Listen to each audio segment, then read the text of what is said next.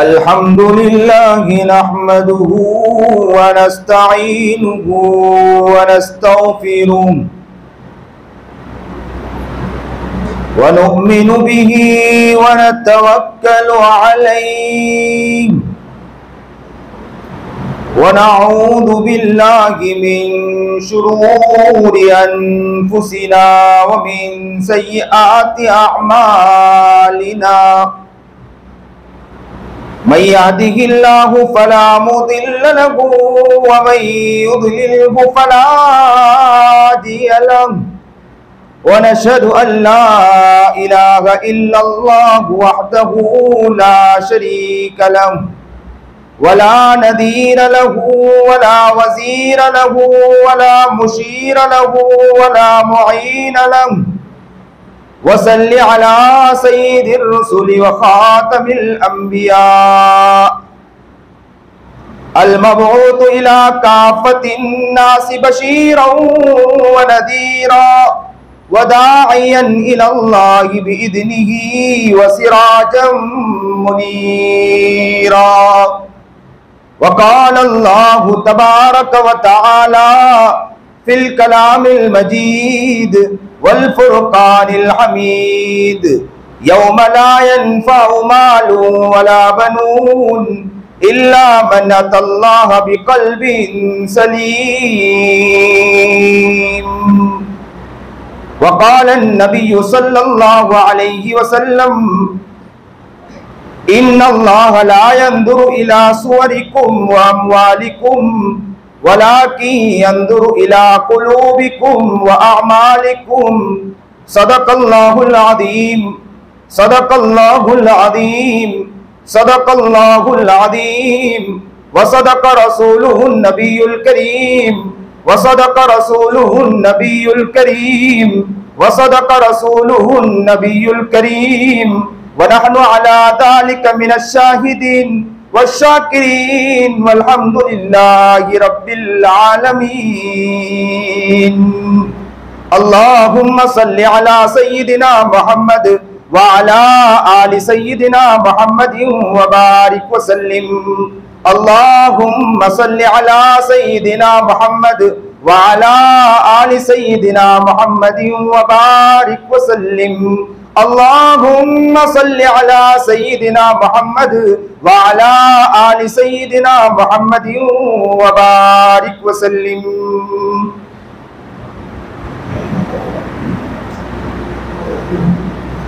जिक्र दुनिया करके देखा, फिक्र उक़बा करके दे।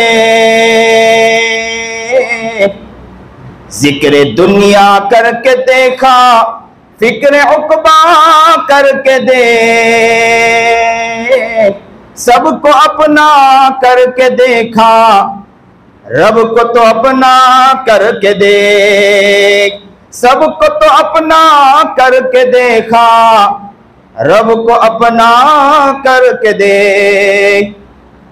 वाजिबुल एहतराम काबिल इज़्ज़त तकरीम बुजुर्गान मोहतरम,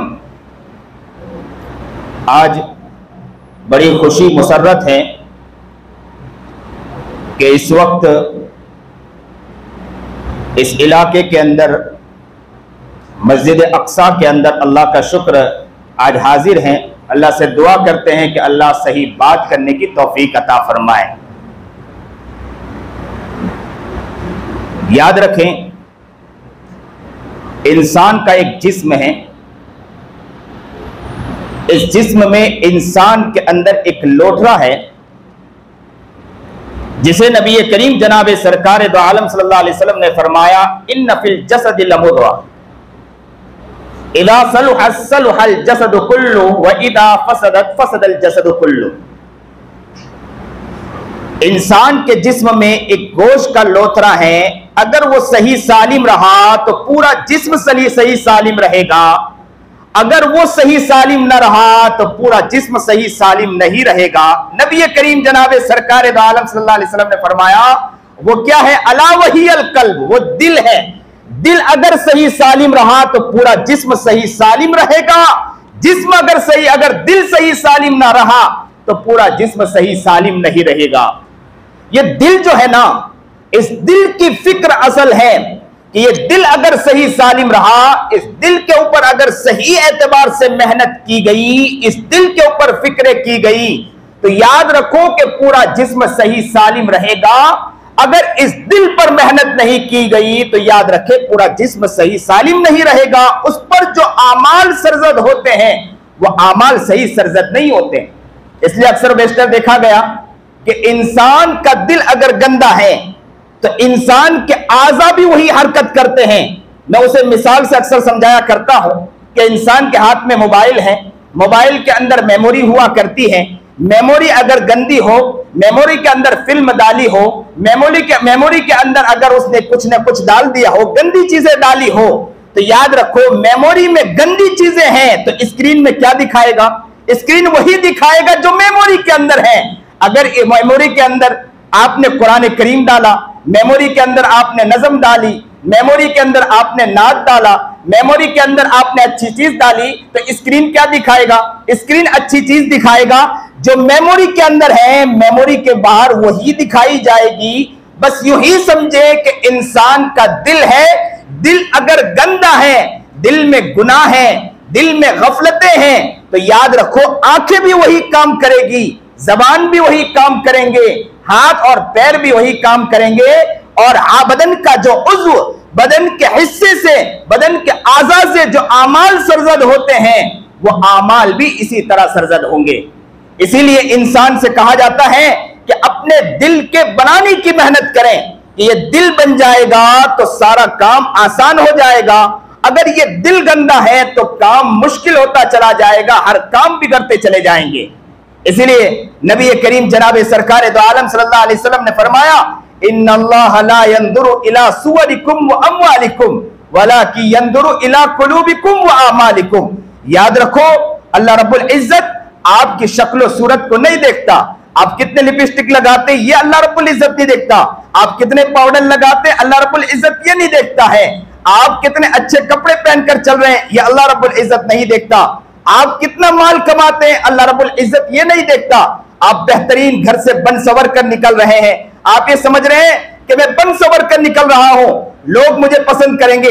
हो सकता है लोग पसंद कर लें, लेकिन अल्लाह रब्बुल इज्जत ये नहीं देखता। अल्लाह रब्बुल इज्जत आपके माल को नहीं देखता। क्या फरमा रहे हैं अल्लाह नबी करीम जनाब सरकार दो आलम सल्लल्लाहु अलैहि वसल्लम, वलाकि यंजुरु इला कुलूबिकुम व आमालिकुम। अल्लाह रब्बुल इज्जत जो देखता है ना वो आपके दिल को देखता है कि आप कितना प्यारा दिल लेकर आए हैं, कैसा दिल लेकर आए हैं, दिल कैसा। इसीलिए देखें कि यहां पर क्या कहा, कुलूबिकुम व अमालिकुम, के दिल को देखता है और आपके अमाल को देखता है। अमाल क्या? अमाल क्या? तस्बीह को देखता है, मामूलात को देखता है, जिक्र अस्कार को देखता है? नहीं, जिक्र अस्कार तो देखता ही है, आपके तस्बीहात को देखता ही है, लेकिन आमाल, वो आमाल सिर्फ इतने आमाल पर नहीं है बल्कि आमाल और भी हैं। वो क्या है? आप लोगों को किस मोहब्बत के साथ देख रहे हैं, आपकी सोच कितनी प्यारी है।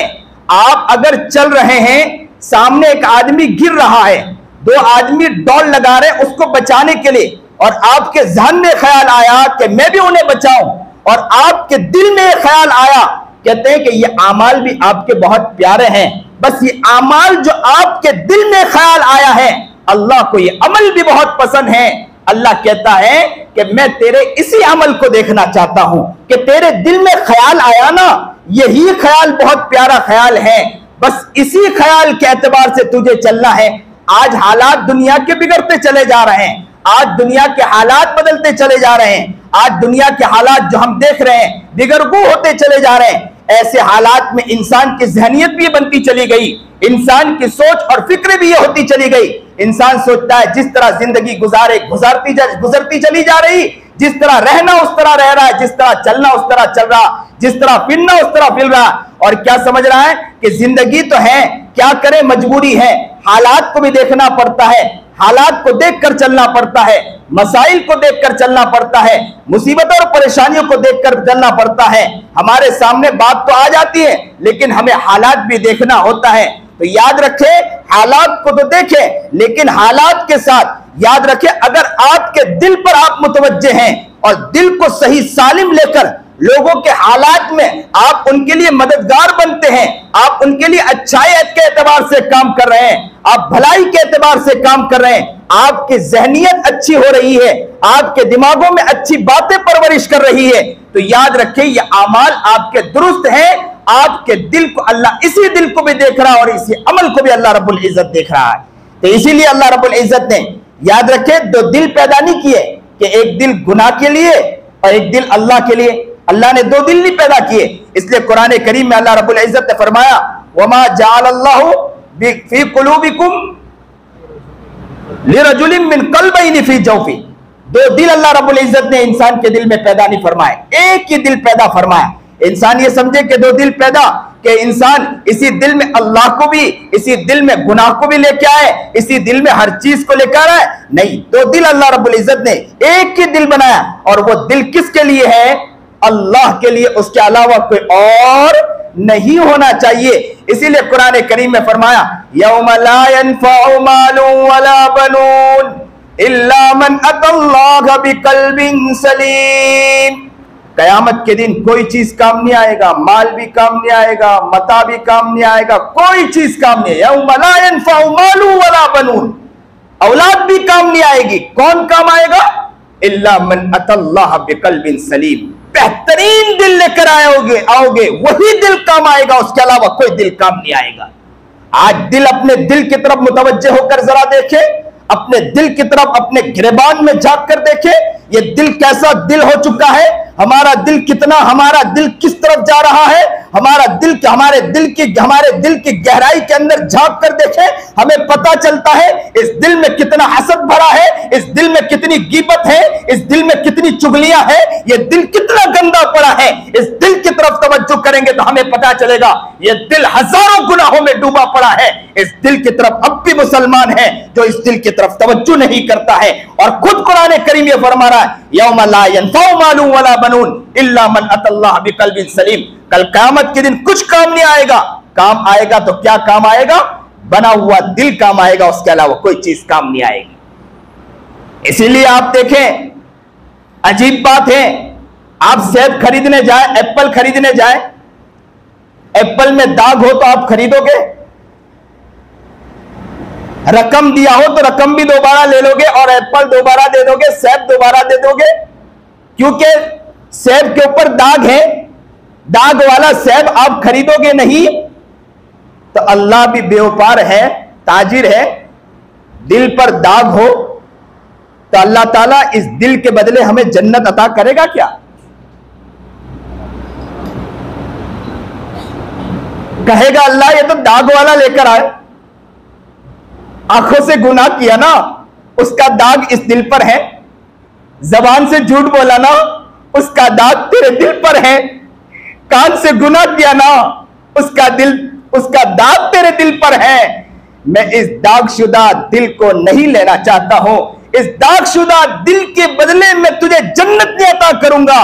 जरा सोचे कि हम कहां जाएंगे।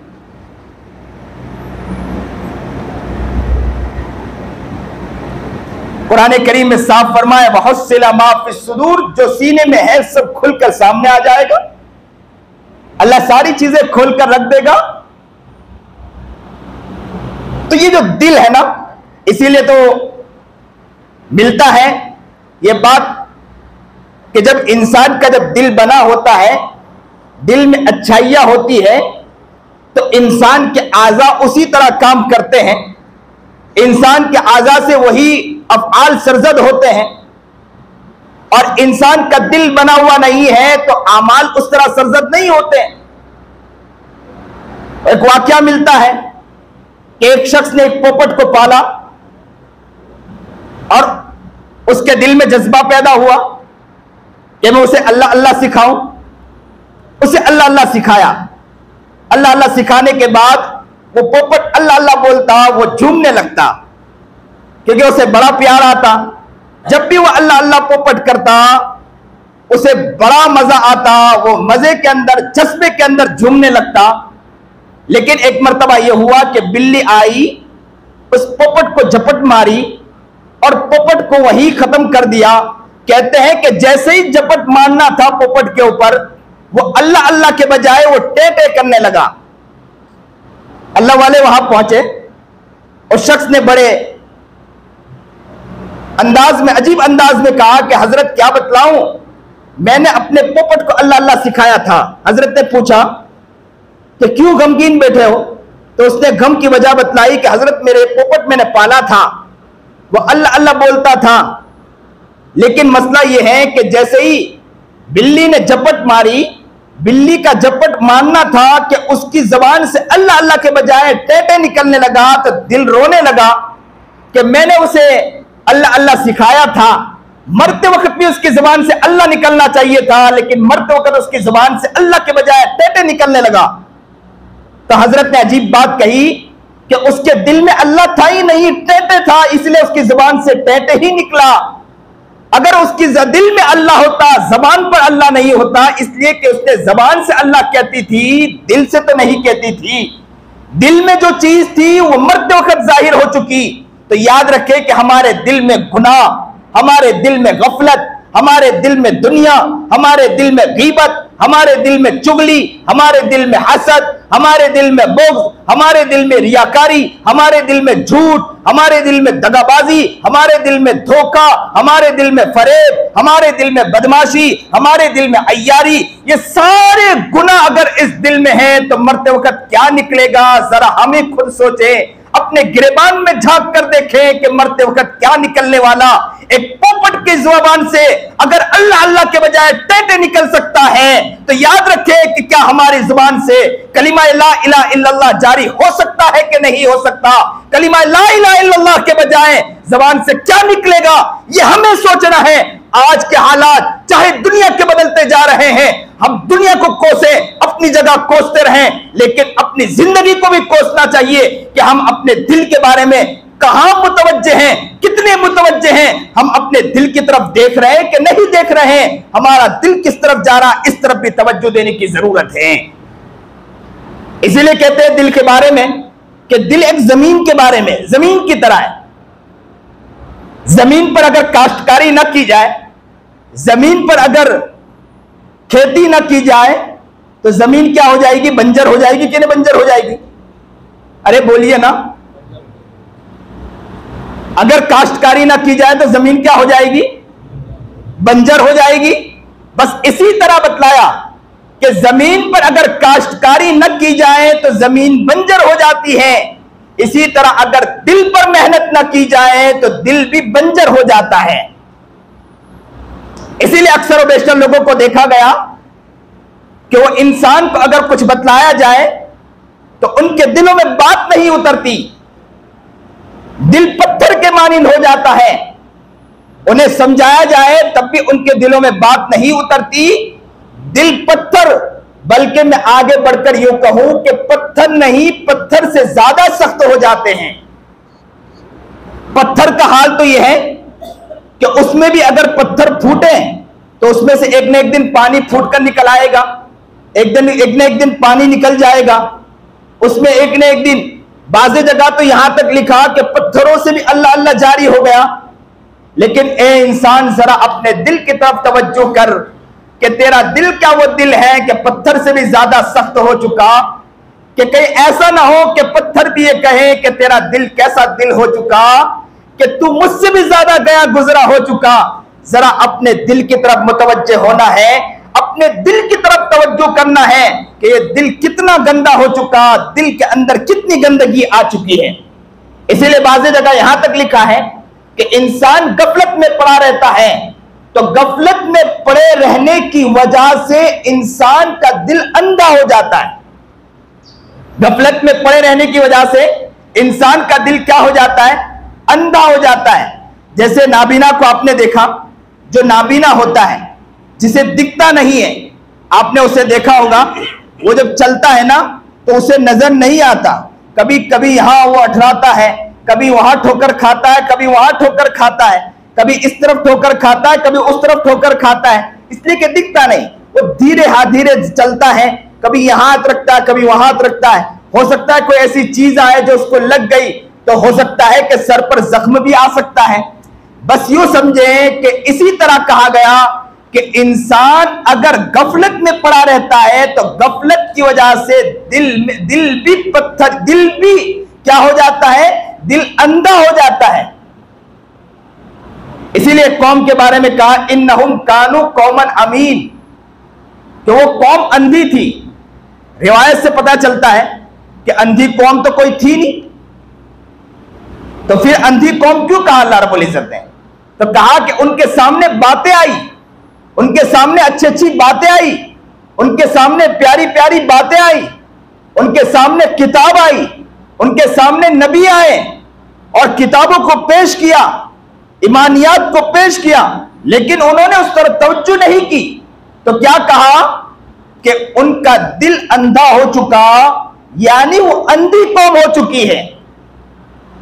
इसीलिए कुरान करीम में फरमाया वमन कान फी हादी अमा फहुवा फिल आखिरति अमा व अदल्लु सबीला। इस दुनिया में अगर आप अंधे रहे तो याद रखो अल्लाह रब्बुल इज्जत कल क़यामत के दिन भी आपको अंधा ही उठाएगा। यहां अंधे रहे तो क़यामत के दिन भी अल्लाह क्या उठाएगा? अंधा ही उठाएगा।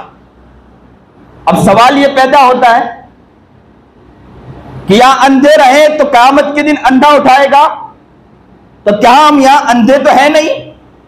तो अल्लाह रब्बुल इज्जत फरमाते अंधे नहीं है, लेकिन मेरी जो बातें आई हैं आपने नजरअंदाज किया, चश्मपोशी की है, आपने बैकवर्ड डाला है, तो जिसकी वजह से अल्लाह रब्बुल इज्जत तुमने यहां नजरअंदाज किया, अल्लाह रब्बुल इज्जत कल क़यामत के दिन भी नजरअंदाज करेंगे और आपको अंधा उठाएंगे।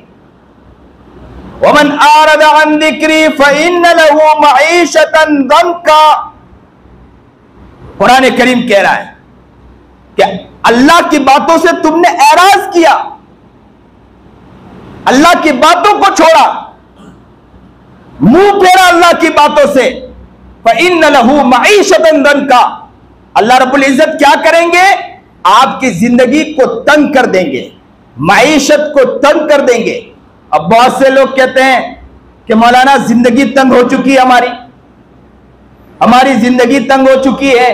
ऐसा लगता है कि घर में किसी ने कुछ कर दिया है, घर में किसी ने कुछ कर दिया है। यहां तो मैं कुछ कहूंगा नहीं।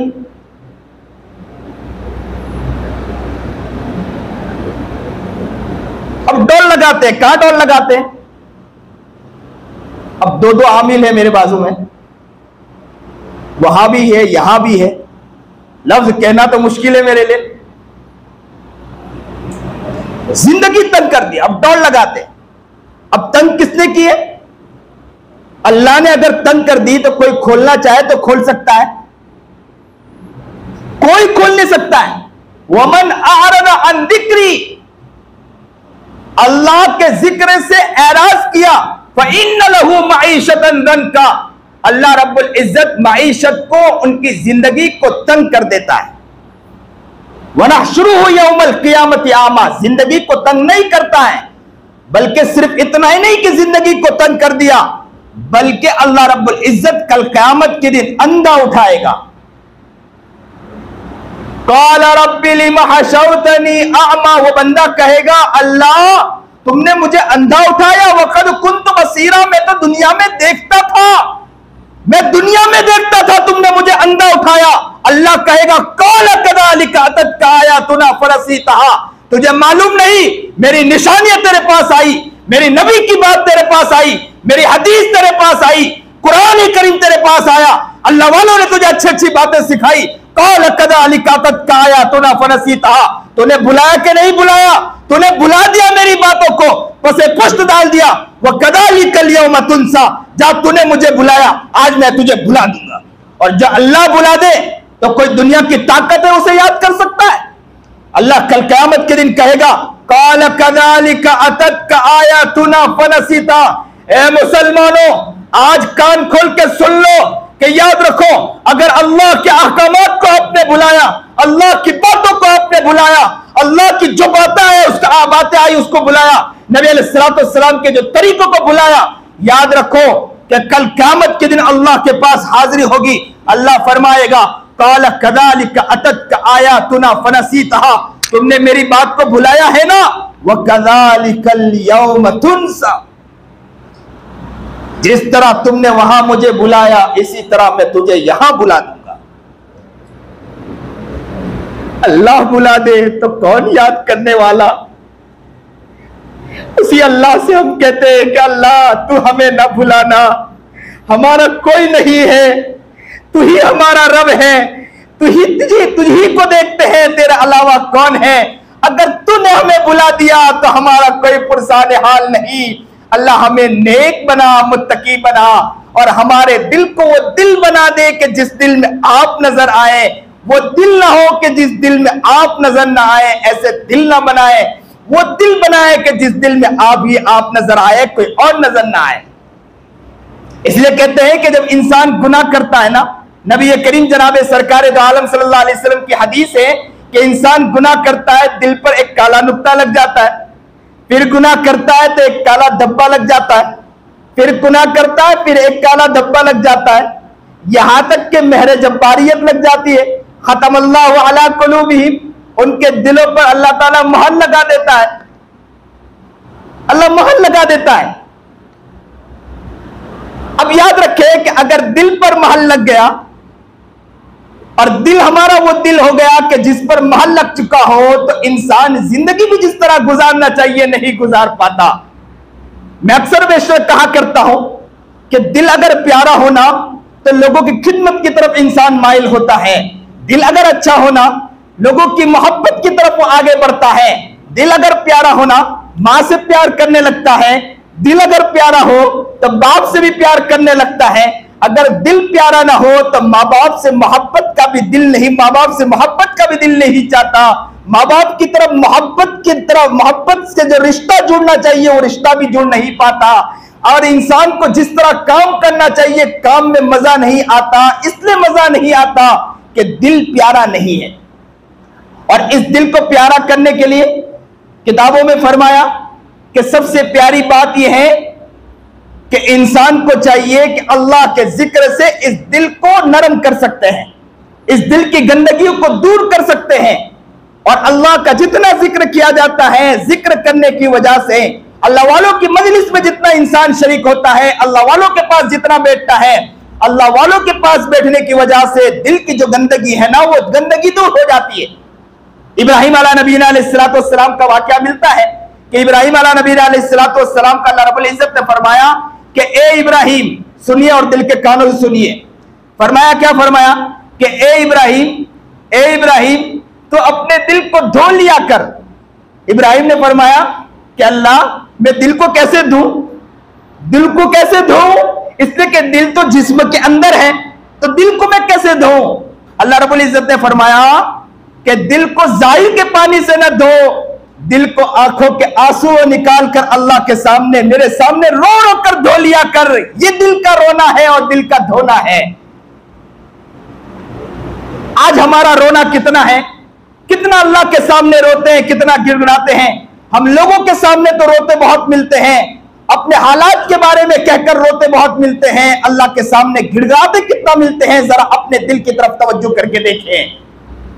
नमाजों के बाद हमारा रोना कितना, कामकाज के बाद हमारा रोना अल्लाह के सामने हाथ उठाकर कितना, जरा इस तरफ भी हमें मुतवज्जे होना है।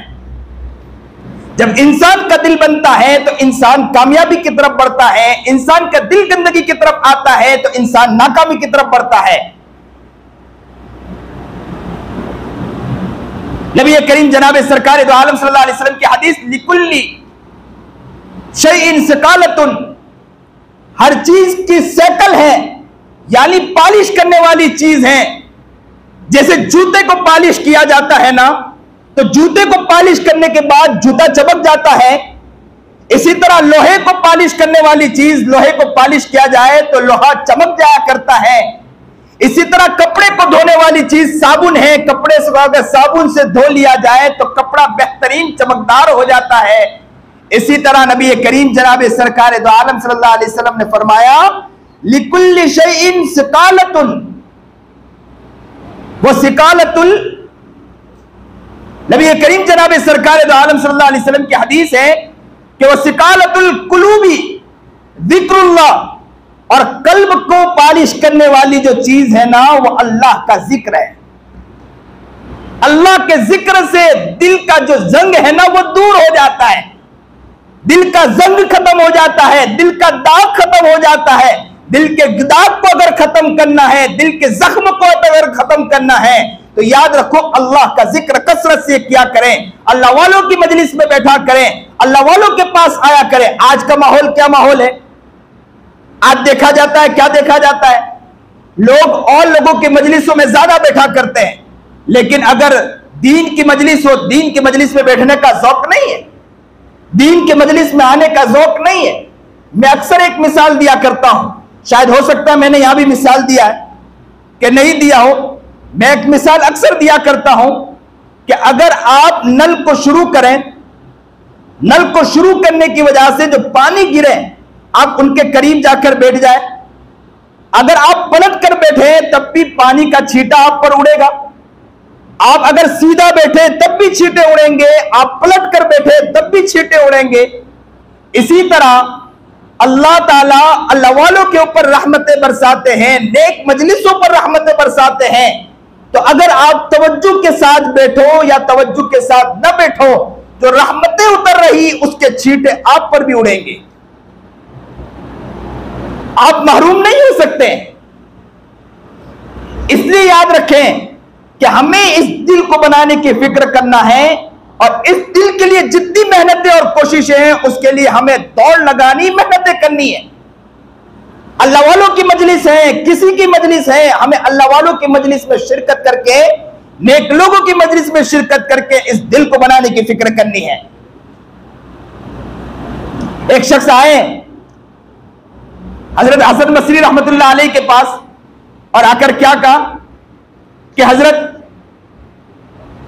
ऐसा लगता है मैं आपकी मजलिस में शरीक होता हूं, आपकी मजलिस में बैठता हूं, आपके बयानात सुनता हूं, आपकी सारी बातें सुनता हूं, उसके बावजूद दिल पर असर नहीं होता। ऐसा लगता है कि दिल मेरा मर चुका है, मेरा दिल सो चुका है। तो हजरत ने अजीब बात कही कि यूं न कहो कि तेरा दिल सो चुका है, बल्कि यूं कहो कि तेरा दिल मोह चुका यानी मर चुका है। अगर तेरा दिल सोया होता तो मैं तुझे जगाता तो तू जाग जाता, लेकिन तेरा दिल सोया हुआ नहीं, तेरा दिल मर चुका है। मैं तुझे जगा जगा के थक गया, लेकिन तेरा दिल अभी भी जाग नहीं रहा। इसको मिसाल से यूं समझे, एक भाई सोया हुआ है, बहन आई, दस्तरखान लगाया, दस्तरखान लगाने के बाद क्या कहती है, भैया उठ जाइए, मैं तेरे साथ बैठकर खाऊंगी, तेरे बगैर खा नहीं सकती हूं, आ जाइए मैं तेरे साथ बैठकर खाना चाहती हूं। इसी तरह बेटा हो, मां से क्या कहें, अम्मी उठ जाइए, दस्तरखान लगाया, खाना बैठकर खाएं। मां हो तो बेटे को क्या कहें, बेटे उठ जाइए, बेटी उठ जाइए, साथ में बैठकर खाना खाते हैं। तो सोया हुआ था, जगाया, जाग गया, बेटा है तो बेटा जाग गया, भाई है तो भाई जाग गया, बहन है तो बहन जाग गई, भाई है तो भाई जाग गया, और खाने साथ में बैठ गए। लेकिन हो सकता है कि भाई का इंतकाल हो गया, हो सकता है कि बेटे का इंतकाल हो गया, बेटी का इंतकाल हो गया, या हो सकता है मां का इंतकाल हो गया। अब बेटे ने दस्तरखान बिछाया, और जैसे ही दस्तरखान बिछाया अब क्या कहता है, काश कि मेरी मां होती तो मां साथ में बैठती, मेरी मां मर चुकी है, मां को कैसे उठाऊं। भाई कहेगा कि काश कि मेरी बहन होती, बहन होती तो अगर सोई होती तो मैं जगा देता, ये सोई नहीं, ये तो मर चुकी है। अगर बहन है तो भाई के बारे में क्या कहेगी, यही तो कहेगी कि भाई होता मैं दरवाजा खोलती, भाई अंदर दाखिल होता, लेकिन भाई मर चुका है। अगर सोया होता तो मैं उसे जगा देती और कहती कि भाई शरीक हो जा, साथ में दस्तरखान में बैठ जा, हम दोनों साथ में बैठकर खाना खाएंगे।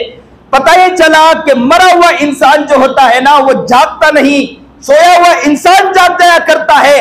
अगर हमारा दिल, याद रखो कि अगर सही माने में काम कर रहा है, नेकी की तरफ उभार रहा है, तो याद रखो कि हमारा दिल सोया हुआ है, जगाने से जाग जाएगा। और याद रखो कि दिल में कोई बात असर ही नहीं कर रही, तो याद रखो कि दिल सोया हुआ नहीं, दिल मर चुका है, मर चुका है। मरा हुआ दिल जागता नहीं, मरे हुए दिल को अगर उठाने की कोशिश करो तो उठता नहीं, इसलिए कि वो मर चुका, मरी हुई चीज उठती नहीं है। अपने मन में डूबकर पाजा सुरागे जिंदगी, अपने मन में डूबकर पाजा सुरागे जिंदगी, तो अगर मेरा न बनता न बन अपना तो बन, तो अगर मेरा न बनता न बन अपना तो बन। हमें अपने मन में डूब कर देखना है, इस दिल की तरफ तवज्जो करके देखना है कि इस दिल के अंदर कितने गुनाह हैं। इस दिल की तरफ तवज्जो करना है कि कितने हम गुनाह लेकर बैठे हैं, आज कितने गुनाह हमसे हुए हैं। इस दिल की तरफ सही माने में तवज्जो करेंगे तो हमें समझ में आएगा कि कितने गुनाह किए हुए। इंसान जब सही माने में दिल की तरफ तवज्जो करता है तो अल्लाह उसे नेकी की तरफ ले जाता है। इसलिए आपने देखा होगा सहाबा किराम रिज़वानुल्लाह ताला अजमाइन ने अपने आप पर मेहनत की थी, अल्लाह ने क्या मकाम अता फरमाया, उन्होंने क्या उन्हें मकाम अता फरमाया। वो कहां थे, अल्लाह ने कहां से उठाकर कहां लोगों के हिदायत का जरिया उन्हें बना दिया। कैसे कैसे सहाबा किराम रिज़वानुल्लाह ताला अजमाइन ने मेहनतें की, लेकिन उनकी जिंदगी पहले कैसे थी। लेकिन नबी करीम जनाब सरकार दो आलम सल्लल्लाहु अलैहि वसल्लम की मजलिस में बैठते थे और अपने आप को उन्होंने बनाया, अपने दिल पर मेहनत की और दिल को ऐसा दिल बनाया कि जिस दिल के बनने की वजह से अल्लाह ने वो मकाम अता फरमाया। इसीलिए सहाबा किराम रिज़वानुल्लाह ताला अजमाइन के बारे में आता है कि दुनिया के कोने कोने चप्पे चप्पे में गए और दुनिया के ताकत को उन्होंने ललकारा है और दुनिया के ताकत को सुपर पावर के सामने जाकर उन्होंने सामने अलल ऐलान बातें कही। क्यों कही? इसलिए कि उन्होंने अपने दिल को ऐसा दिल बनाया था। हम अपने दिल की तरफ तवज्जो करें कि हमने अपना दिल कैसा दिल बनाया। हमारा दिल वो दिल नहीं जिस तरह हमारा दिल होना चाहिए। इसलिए आज थोड़े से हालात आते हैं, मुसलमान डर जाया करता है, थोड़ी सी मुसीबत आती है, मुसलमान डर जाता है। आज के हालात में मुसलमानों का हाल क्या, यही तो है ना कि थोड़ी थोड़ी बातों में इंसान, अब तो क्या कहते हैं लोग, मौलाना हालात इतने सख्त होते जा रहे हैं, इतने परेशान कुन होते जा रहे हैं, अब क्या करना मौलाना, तुम तो यही पुरानी बातें किया करो। लेकिन हालात कितने सख्त होते जा रहे हैं। और अजीब बात है, मक्कतुल मुकर्रमा के मौके पर नबी करीम जनाब सरकार दो आलम सल्लल्लाहु अलैहि वसल्लम ने, वहां तो हालात ये थे कि एक शख्स तीर का निशान बनाता है गुलाम के आंखों पर और गुलाम को सामने खड़ा कर दिया जाता है, उनके आंखों के पुतलियों पर तीर का वार लगाते थे और वो तीर का निशान सीधा जाकर उस गुलाम के आंखों के पुतली में दाखिल होता था और ये कुफ्फारे मक्का हंसते थे, वो गुलाम तड़पता और मचलता रह जाता था। गुलाम की कोई पूछने वाला नहीं हुआ करता था और ये लोग ठट्टेबाजारी किया करते थे, खुश हो जाया करते थे और तीरों पर तीरों के वार लगाया करते थे। और उन आलम के अंदर ऐसे जबरदस्त मक्का के हालात थे, लेकिन नबी करीम जनाब सरकार दो आलम सल्लल्लाहु अलैहि वसल्लम ने यह नहीं बताया कि भाई इन हालात के अंदर सब चीज समझ के चलना पड़ेगा, सब चीज देखकर चलना पड़ेगा, यह नहीं कहा। लेकिन नबी करीम जनाब सरकार दो आलम सल्लल्लाहु अलैहि वसल्लम के पेट पर भी पत्थर बंद रहे, लेकिन नमाज में भी मस्त है। कहते हैं कि काबतुल्लाह के अंदर, हरम शरीफ के अंदर अल्लाह के रसूल सजदे में थे, ओझ डाल दिया गया, फातिमा रो पड़ी, दौड़कर आई, हटाया ओझ को, नबी अलैहिस्सलाम पर ओझ डाल दिया गया। शैबे अबी तालिब में 2 साल तक मुस्तकिल बंद कर दिया गया नबी करीम जनाब सरकार दो आलम सल्लल्लाहु अलैहि वसल्लम को। क्या तकलीफें दी गई सहाबा को, क्या तकलीफें दी गई नबी करीम जनाब सरकार दो आलम सल्लल्लाहु अलैहि वसल्लम को, वो तकलीफ तो आज हमारे दौर में नहीं है। ताइफ के मैदान में कहते हैं कि नबी करीम जनाब सरकार दो आलम सल्लल्लाहु अलैहि वसल्लम पर पत्थर मारे गए, बच्चों ने पत्थर मारना शुरू किया, यहां तक कहते हैं कि खून से नबी करीम जनाब सरकार दो आलम सल्लल्लाहु अलैहि वसल्लम लहूलुहान हो गए। कौन नबी जो उठे तो आसमान को बुलंदी मिल जाए, जो बैठे तो धरती को सुकून मिल जाए, जिसे पसीना आए तो गुलशन महकने लगे, जो हंस दे तो अनादिल चहकने लगे, जो गुस्से में आए तो जहन्नम मचल पड़े, जो चलने लगे तो पत्थर भी उठकर उन्हें सलामी पेश करें, दरख्त भी दौड़कर आए सलामी पेश करने के लिए, वो आकाए नामदार जनाबे सरकार दो आलम सल्लल्लाहु अलैहि वसल्लम मोहम्मद अरबी जनाबे सरकार दो आलम सल्लल्लाहु अलैहि वसल्लम। एक साथ कह दीजिए सल्लल्लाहु अलैहि वसल्लम। मेरे आका का नाम आया है, महबूब में महबूब का नाम आ जाए तड़प जाना चाहिए, मचल जाना चाहिए। मैं अक्सर एक वाकया सुनाया करता हूं कि नबी करीम जनाबे सरकार दो आलम सल्लल्लाहु अलैहि वसल्लम एक मर्तबा एक गार के अंदर थे। नबी करीम जनाबे सरकार दो आलम सल्लल्लाहु अलैहि वसल्म, अबू बकर सिद्दीक थे, सारे सुराग को बंद कर दिया और सुराग को बंद करने के बाद नबी करीम जनाबे सरकार दो आलम सल्लल्लाहु अलैहि वसल्लम को गोद में सुलाया और कहते हैं कि अबू बकर कहते हैं कि अबू बकर का चेहरा नबी करीम जनाबे सरकार दो आलम सल्लल्लाहु अलैहि वसल्लम के चेहरे को दिख रहा था और नबी करीम जनाबे सरकार दो आलम सल्लल्लाहु अलैहि वसल्लम सो रहे थे और नींद के आलम में थे। कहते हैं कि सारे सुराग बंद थे, अबू बकर ने तो यूं पैर रख रखा था और पैर रखकर बैठे थे और अबू नबी करीम जनाबे सरकार दो आलम सल्लल्लाहु अलैहि वसल्लम गोद में आराम कर रहे थे। नबी अलैहिस्सलाम का चेहरा ऊपर की तरफ, अबू बकर का चेहरा नबी करीम जनाबे सरकार दो आलम सल्लल्लाहु अलैहि वसल्लम के चांद जैसे चेहरे को देख रहा था, चांद जैसे पैकर को देख रहा था, दमकता दमकता सितारे को देख रहा था। कहते थे कि ऐसा लग रहा था जैसे रिहल के अंदर कुरान करीम खुला हुआ हो और ऐसे नबी करीम जनाबे सरकार दो आलम सल्लल्लाहु अलैहि वसल्लम आराम फरमा रहे थे। अबू बकर सिद्दीक यूं नबी करीम जनाबे सरकार दो आलम सल्लल्लाहु अलैहि वसल्लम के चेहरे को दिख रहे थे। कहते हैं कि एक जहरीला जानवर आया और जहरीले जानवर ने नबी हजरत अबू बकर सिद्दीक के पैर को काटा। काटने की वजह से बर्दाश्त न कर पाए, सोचने लगे कि आकाए नामदार को उठाता हूं तो नबी अलैहिस्सलाम को तकलीफ पहुंचेगी, इसलिए कि नींद से आंख खुलेगी। नबी अलैहिस्सलाम को उठाना भी गवारा न किया। सोचे कि अगर मैं चेहरा यहां से हटाऊं तो मेरे आंखों के सामने से नबी का चेहरा हट जाएगा, इसलिए कि सहाबा का हाल यह था कि नबी अलैहिस्सलाम को देखते थे तो वहां से अपने चेहरे को हटाया ना करते थे, नबी अलैहिस्सलाम के रूए अनवर से अपने चेहरे को हटाया ना किया करते थे।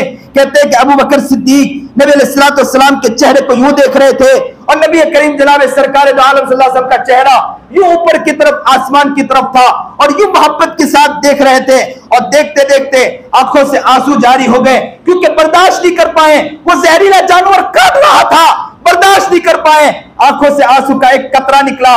कहते हैं कि वो कतरा नबी करीम जनाबे सरकार दो आलम सल्लल्लाहु अलैहि वसल्लम के चांद जैसे पेकर, चांद जैसे रूए अनवर के ऊपर गिरता है। कहते हैं जैसे ही वो नबी अलैहिस्सलाम के चेहरे अनवर पर गिरता, नबी अलैहिस्सलाम ने यूं आंख खोली, अबू बकर को देखा, आंखों से आंसुओं से तर हो चुके थे। कहा अबू बकर क्यों रो रहे हो? अबू बकर ने कहा अल्लाह के रसूल आप आराम कीजिए, कोई बात नहीं। तो कहा कि बतलाइए क्या बात है? तो अबू बकर सिद्दीक ने कहा अल्लाह के रसूल क्या बतलाऊं, एक जहरीला जानवर है जो मुझे काट रहा है। नबी अलैहिस्सलाम ने कहा पैर लाइए और पैर पर अपने लुआब मुबारक रखा, वो तो अच्छा हो गया। लेकिन लिखने वालों ने लिखा है, यहां पर एक नुक्ता लिखा है कि जानवर क्यों काट रहा था। ये जानवर ये कह रहा था कि ए अबू बकर मैं कब से तड़प रहा था कि मेरे आकाए नामदार मोहम्मद अरबी जनाबे सरकार दो आलम सल्लल्लाहु अलैहि वसल्लम यहां आएंगे। मैं तड़प रहा था, तरस रहा था, मैं देखने की तमन्ना में था, मैं आज देखना चाह रहा था कि मोहम्मद अरबी की जियारत करूंगा। लेकिन अबू बकर तो अपना पैर तो हटा, मुझे भी नबी अलैहिस्सलाम की जियारत तो करने दे, मैं भी नबी अलैहिस्सलाम की जियारत करना चाहता हूं। अल्लाह अकबर कबीरा। ये क्या जज्बा था इनके दिलों में, क्या जज्बा था। एक एक कीड़े, दरख्त, सारी चीज में नबी करीम जनाबे सरकार दो आलम सल्लल्लाहु अलैहि वसल्लम से मोहब्बत किया करती थी। आज हमारी मोहब्बत अपनी जगह, हम जरा अपने गिरेबान में झांक कर देखें कि नबी करीम जनाबे सरकार दो आलम सल्लल्लाहु अलैहि वसल्लम की मोहब्बत कितना हमारे दिलों के अंदर है, नबी अलैहिस्सलाम का प्यार कितना हमारे दिलों में है, नबी अलैहिस्सलाम का इश्क कितना हमारे दिलों में है, नबी की मोहब्बत कितनी हमारे दिलों में है। कहते हैं कि ताइफ के मैदान में नबी करीम जनाबे सरकार दो आलम सल्लल्लाहु अलैहि वसल्लम को जब पत्थर मारे गए, नबी अलैहिस्सलाम अपने दोनों हाथों को रखकर यूं बैठ गए और खून बह रहा था। कहते हैं कि वो जूता भी खून से लहूलुहान हो गया। ये हाल हुआ कि यहां तक कि अल्लाह के रसूल फरिश्ते आ गए फरिश्तों ने अल्लाह के पास जाकर कहा कि अल्लाह क्या हाल है, क्योंकि दरख्त भी देख नहीं सकते, चरिंद परिंद भी देख नहीं सकते, तो फरिश्तों का तो क्या हाल होगा।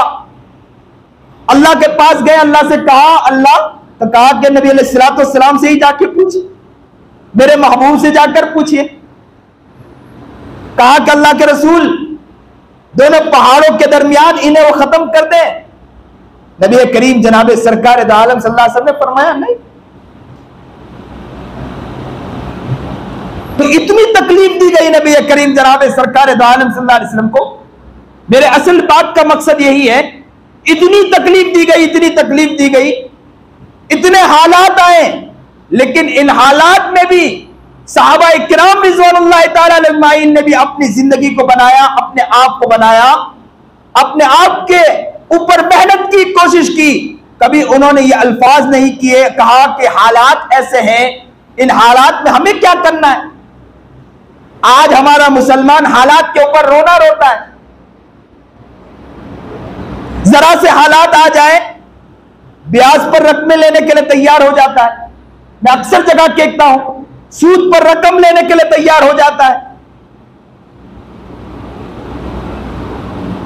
मुसलमान अपने आप को बदलने की नियत ही नहीं कर रहा। इन हालात में तो हमें और बदलना चाहिए। नबी करीम जनाब सरकार दो आलम सल्लल्लाहु अलैहि वसल्लम की कितनी सीरत हमारी जिंदगी से कट रही है, कितनी सीरत हमारी जिंदगी से निकल रही। जरा अपने हमें इस तरफ तवज्जो करना, अपने गिरेबान में झांक कर देखना है। दिवाली का मौसम आता है, मुसलमान पहले पटाखे के लिए तैयार हो जाता है। गणपति का दिन आता है, इत्तिहाद के नाम पर मुसलमान चला जाता है और क्या कहते हैं कि मौलाना खुश तो करना पड़ता है। खुश करने के लिए और खुश करने के लिए उनके साथ खड़े हो जाते हैं। तो खुश करने के लिए सिर्फ यही एक काम मिला आपको, खुश करने के लिए यही एक काम मिला। हजारों काम है, आप खिदमत करें। एक्सीडेंट हो तो आप तो वीडियो निकालने के लिए खड़े हो जाते हो और कहते हैं कि यार खुश करने चले। खुश करने का यह एक काम नहीं है, अकीदे को भी मजबूत करना यह बहुत जरूरी है। अगर खुश करने का मसला होता तो नबी करीम जनाब सरकार दो आलम सल्लल्लाहु अलैहि वसल्लम मक्कतुल मुकर्रमा के मौके पर कितने बुत थे, काबतुल्लाह के अंदर कितने सारे बुत रखे जाते थे। नबी अलैहिस्सलाम अगर खुश करने का मसला होता तो नबी अलैहिस्सलाम पहले खुश करते कुफारे मक्का को। एक साहिब का मेरे ऊपर फोन आया, कहा कि हजरत 15 अगस्त के मौके पर वो लोग भी हमने उन्हें बुलाया तो वो लोग आए, बहुत खुश हुए। अब उनके गणपति का दिन है, वो लोग चाह रहे हैं कि हमें बुलाना चाह रहे हैं और कह रहे हैं कि आप कुछ ना करिए, सिर्फ आकर बैठिए। तो कहा कि मौलाना सिर्फ ये कि वो खुश हो जाए। तो मैंने कहा कि खुश करने का सिर्फ इतना ही काम होता कि तो कितने लोगों को हमने देखा कि खाने साथ में बैठते हैं लेकिन उसी थाली के अंदर सुराख करके निकल जाते हैं। उन्हें समझाइए आप, ये लोग बहुत प्यारे होते हैं, आप उन्हें समझाइए कि देखो सिर्फ आज मैं आपके गणपति के दिन शरीक हो जाऊंगा, कल तुम हमारे ईद के मौके पर हम कहेंगे कि आओ नमाज के लिए आप भी शरीक हो जाए। ये कौन सा तरीका? कुल या अय्युहल काफिरून ला आबुदु मा ताबुदून वला अंतुम आबिदून मा आबुद। मैं जो इबादत करता हूं हम तुम्हारी इबादत नहीं करेंगे और तुम जो इबादत करते हैं हम इबादत नहीं करेंगे वो इबादत। अब तो वो लोग खुलकर कह रहे हैं, गैरों को देखा जा रहा है, वो खुल के कह रहे हैं इस बात को। क्या कहते हैं? हम अपने धर्म पर मजबूती के साथ खड़े रहेंगे। कई सवाल हमारे यूपी, अब तो माशाल्लाह याद करवाया जा रहा है मदारिस के अंदर कि प्राइम मिनिस्टर का नाम भी याद किया जाए। वहां के सारे चीजों का नाम याद किया जाए। और वो हजरत वाला को जब सवाल पूछा जाता है, क्या सवाल पूछा जाता है? सवाल ये पूछा जाता है कि आप मूर्ति को पूजा करते हैं? तो वो कहते हैं, खुलकर कहते हैं, हाँ ये हमारे माबूद है, ईश्वर है, हम अपने ईश्वर के खुलकर पूजा करते हैं, इसमें क्या डरने की बात। और हमारा मुसलमान है डिफेंस के मोड पर चला गया, दिफाई मोड पर आ गया है, खुलकर नहीं कहता है। हम डंके की चोट कहेंगे कि हम नबी पर ईमान लाए हैं, अल्लाह पर ईमान लाए हैं। जो नबी अलैहिस्सलाम ने एक एक बात कही, हम खुलकर उस पर इबादत करेंगे इंशाअल्लाह। कोई दुनिया की ताकत हमें हिला नहीं सकती। आज जेल में ठोस दो, आप चाहे जो करना चाहे कर लो, जैसी कोशिश करना चाहे कर लो। सहाबाए किराम रिज़वानुल्लाह ताला अलैहिम ने अपने आप को कुर्बान करके बतलाया, इंशाअल्लाह हम भी कुर्बान हो जाएंगे इंशाअल्लाह। अपने दीन और ईमान को नहीं छोड़ेंगे। मुसलमानों याद रखो, इत्तिहाद के नाम पर वो काम ना करो कि बच्चों को आप बर्बाद कर दो इस नाम पर। आज तुम इत्तिहाद के नाम पर बहुत सारे काम करने के लिए तैयार हो जाओगे, कल आपकी औलाद की भी फिक्र करो कि कहीं ऐसा ना हो कि औलाद उस गुनाह में शरीक हो जाए। काम वो करना है, खिदमत करो, खूब खिदमत करो। बेचारा कोई गैर मर रहा है तो उसका साथ दो आप, कोई बीमार है तो उनको ले जाओ आप हॉस्पिटल में, ये खिदमत है। और अल्लाह का शुक्र है कि नबी अलैहिस्सलाम ने जो ये अमल सिखाया हमें, हमारा मुसलमान इसमें पीछे भी नहीं है माशाअल्लाह। सैलाब आता है, जलजला आया, जितने मुसलमान आगे बढ़कर रिलीफ तकसीम करते हैं, दुनिया के कोई और मजहब इतनी रिलीफ तकसीम नहीं करती है। कोरोना के मौके पर जितने मुसलमानों ने रिलीफ तकसीम किया, किसी और ने तकसीम नहीं किया। माशाअल्लाह ये बहुत खुशी की बात है। रिलीफ जितना हम लोग तकसीम करते, कोई और तकसीम नहीं करता, और करना चाहिए। नबी अलैहिस्सलाम की तालीम है, और नबी करीम जनाब सरकार दो आलम सल्लल्लाहु अलैहि वसल्लम ने हमें यही तालीम दिया है, और यही तालीम हमें उम्मत मुस्लिमा को सिखाना है। लेकिन याद रखें, इसके नाम पर, इत्तिहाद के नाम पर गलत काम करना, यह तरीका हमें नहीं सिखाया। अकीदे को मजबूत करना है। इसीलिए तो याद रखें, इब्राहिम अला नबीना अलैहिस्सलाम ने क्या फरमाया? यही तो फरमाया, इन्नी वज्जहतु वजहिया लिल्लज़ी फ़तरस समावाति वल अर्ज़ हनीफा वमा अना मिनल मुशरिकीन। आसमानों जमीन और आसमानों जमीन के दरमियान जो कुछ है, मेरी निगाह उस तरफ है, मैं उस तरफ तवज्जो करता हूं, और वही मेरा रब है। मैं उसके अलावा किसी को शरीक नहीं करता, उसके अलावा मैं किसी को शरीक नहीं करता। मेरा रब वही अल्लाह है, उसके अलावा मैं किसी को शरीक नहीं करता। मेरी तवज्जो है तो किसकी तरफ है? जिसने आसमान बनाए, जिसने जमीन बनाया, और उसके दरमियान जो कुछ है, ये सब जो चीजें हैं वो उसी अल्लाह ने बनाया। मेरी निगाह भी उसी तरफ है। हमारी निगाह हो तो किस तरफ निगाह हो? कहते हैं अल्लाह ईश्वर एक ही नाम। इस पर अब डिबेट पे डिबेट हो रही है हमारे मीडिया के ऊपर, जबरदस्त डिबेट होती है, और मुसलमान बेचारा परेशान होता है कि हमारी तरफ से जवाब देने वाला कोई नहीं। जवाब उन्हें दिया जाए जो समझने वाले हैं। उनकी मुस्तकिल कोशिश हो कि उनकी बात को सुनना ही नहीं, तो उनके बात का कोई जवाब ही नहीं है। उनकी बात का क्या जवाब दिया जाए?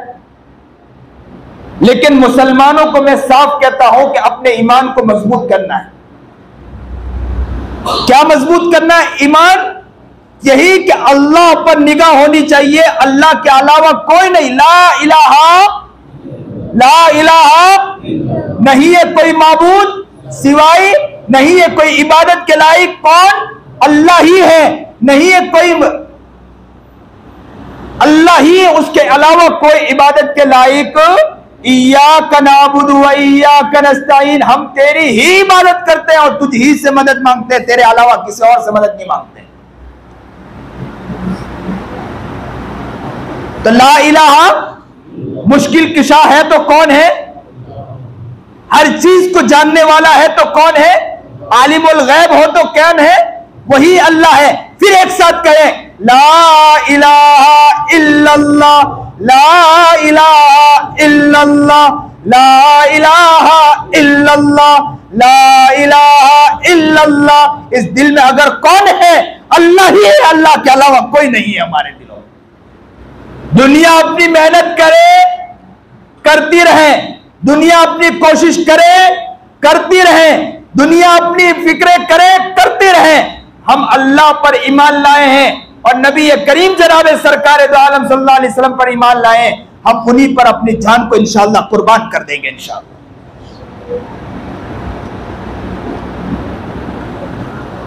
असल जिंदगी को बनाना है, दिल को बनाना है, दिल की तरफ फिक्र करनी है और इस दिल के अंदर सही माने में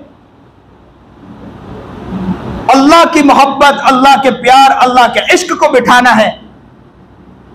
खुद ने कह भी दिया ला इलाहा इल्लल्लाह तो क्या हासिल, खुद ने कह भी दिया ला इलाहा इल्लल्लाह तो क्या हासिल। अक्लो निगाह मुसलमान नहीं तो कुछ भी नहीं। अकल ने यह कह भी दिया ला इलाहा इल्लल्लाह तो क्या हासिल। दिलो निगाह अगर मुसलमान नहीं तो कुछ भी नहीं।